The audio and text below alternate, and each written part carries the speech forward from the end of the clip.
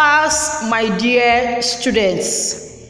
In this lesson, I will be teaching you the plot analysis of the Saints by Tade Adegbidin.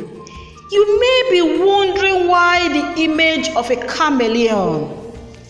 By the end of the lesson, you should be able to tell me the relevance of the chameleon here. The first thing to note about the text is that it is a drama text. The play clearly explains religious hypocrisy. In our society today, many people are not what they say they are. They are only being pretentious. Ladepo is a character in the text. Initially, he was a teacher by profession, but he doesn't like his teaching job anymore because it does not bring him the wealth, honor, and fame that he badly craves for. This is Ladepo in the four walls of a classroom teaching, a job he now detests. Baba Agba is the father of Ladepo, the grandfather of Aremu. He lives in Alabata village. He is an Ifa priest. Different people reach God differently. The Christians reach God through Jesus Christ. The Muslims reach God through Allah. And there is another set of persons called the traditional worshippers. They reach God through different deities. Orumila is a Yoruba deity, and its apostle is called an Ifa priest. Baba Agba is an Ifa priest who lives in Alabata village. Aremu, the grandson of Baba Agba, is always by the side of his grandfather. This is because he wants to learn the ways of the gods. Baba Agba receives different clients from far and near. In one day, he received 5 clients. The contractor was one of the persons that went to Alabata to see Baba Agba. He went to Alabata to show gratitude to Orumila because he just won a new contract in this city. The banker, also called Ajala in the text, works in the bank. He is now richer than the bank where he works. He wants Orumila to protect him against evil plots. And he also wants his colleagues and friends not to question his source of wealth.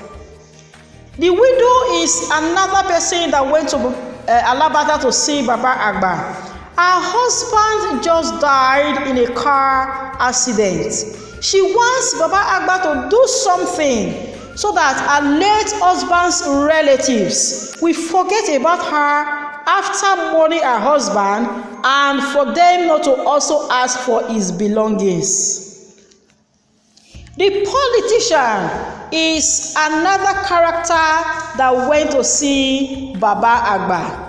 The politician went to seek for spiritual refuge. In the text, Baba Agba refers to some politicians as a force because they are very cunning. The soldier accompanied the politician to Alabata. He too went for spiritual refuge. In the text, Baba Agba refers to the soldier as a lion because of their brute strength. Iya Olobi is the wife of Baba Agba, the mother of Ladepo, and the grandmother of Aremu. She wants Aremu to accompany her to the farm to harvest some farm produce for Ladepo, whom they are expecting in Alabata that day. Before Iya Olobi and Aremu returned from the farm, Ladepo arrives Alabata.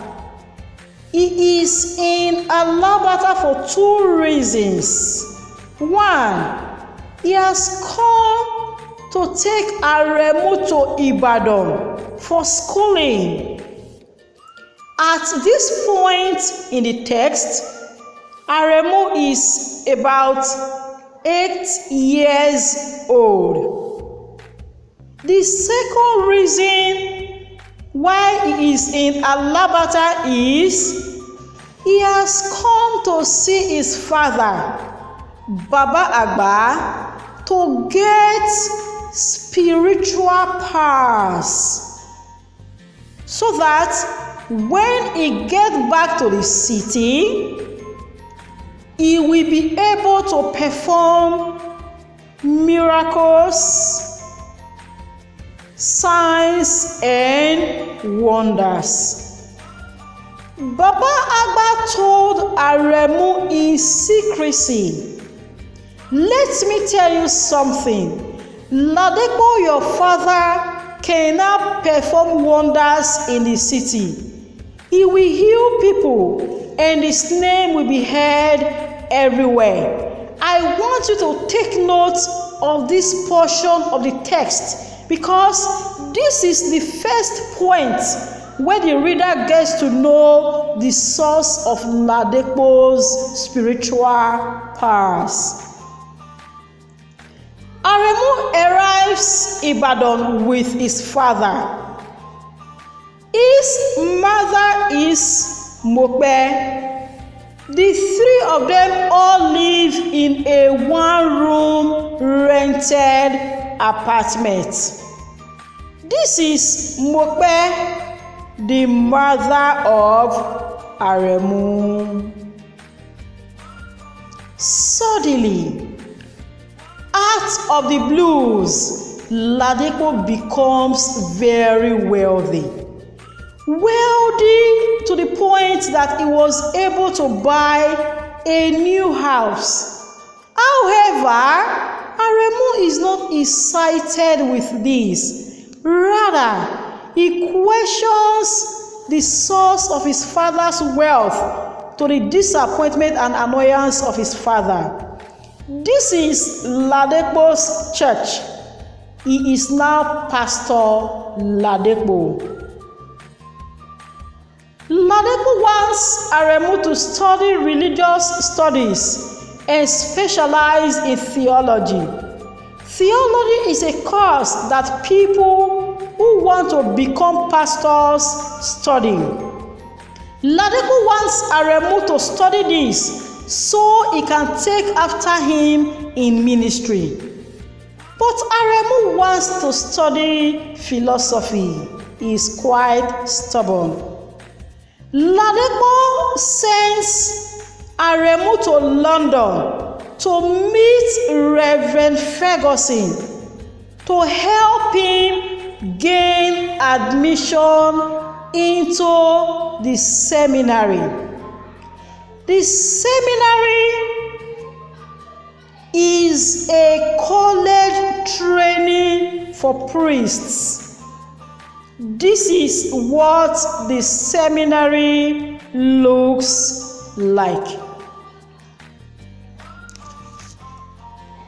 Back home, Ladepo receives message from Alabata that Baba Agba has joined his ancestors.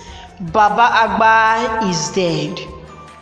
Lo and behold, Ladepo refuses to attend Baba Agba's funeral rites. Why? He said Baba Agba died a pagan. Meanwhile, Aremu drops out from the seminary in London. Word gets to Ladepo and he disowns Aremu for this reason. Said Aremu was no longer his son. Several newspapers sing the song of Ladepo. Oh, he is a true man of God, a man who can disown his own son, a man who will refuse to attend his father's funeral rites. For being a pagan must truly be a true man of God. Aremu has attained a marriageable age. He gets married to Adetong in London. After 3 years, no child was forthcoming. They went to several gynecologists and they all certified them fit to have children. Why are the babies not forthcoming? At this point, Aremu became suspicious. He knew something spiritual was the problem. Aremu is back in Nigeria. He visits Iya Olobi in Alabata. And for the first time, he gets to know that Baba Agba is dead. He is even surprised to discover that Iya Olobi is now a Christian. Iya Olobi, what happened? And she answered, I want your father to attend my funeral rites when I pass on. Aremu then demanded to see the fetish items of Baba Agba, and he was told that Ladepo came to pick them up and burn them. Did Ladepo actually burn the fetish items of Baba Agba? Everyone tried their best to reconcile father and son, but their efforts were fruitless. Their efforts were in vain. Their efforts were futile. It was like pouring water on the back of a duck. Fawolu is another Ifa priest in the text. He lives in Ife. It was Fawolu that Aremu went to seek for solution to the problem of his childlessness. Fawolu tells him that his father is the reason why he is childless. His father's hands are filled with blood. Ladepo also goes to Ife to see Fawolu, but take note that Fawolu does not know that Ladepo and Aremu are father and son. On this day that he was going to Ife, he gives a woman a lift on the way. Unknown to the woman, he planted a fetish handkerchief on the seat. Ladepo goes to Ife on monthly basis to renew his aworo. Aworo was a sacrifice he carries out on monthly basis to draw a large population to his church, to boost the population of his church. Coincidentally, Aremu and Ladepo go to Ife the same day to see Fawolu. But Ladepo does not know of the presence of Aremu. Meanwhile, Aremu is aware that his father is there. And he was wondering, what is my father doing here? Someone that did not attend his father's funeral for being a pagan. He was curious to know. In the dead of the night, Ladepo was to carry out his monthly sacrifice as usual. He brought out that fetish handkerchief and he was given a fetish knife by Fawolu to pierce the handkerchief. The idea is this: if he pierces the handkerchief, the woman dies, thereby bringing him fame, honor, glory, and attracting a large population to his church. But Aremu foils his plan. Aremu wrestles the knife from his father, and at that instant, Aremu knew the cause of his childlessness. His father's hands are filled with innocent blood. Seeing what has happened, Ladepo takes to his heels. Remember, father and son are not in good terms, and he knows that Aremu will not cover his tracks for him.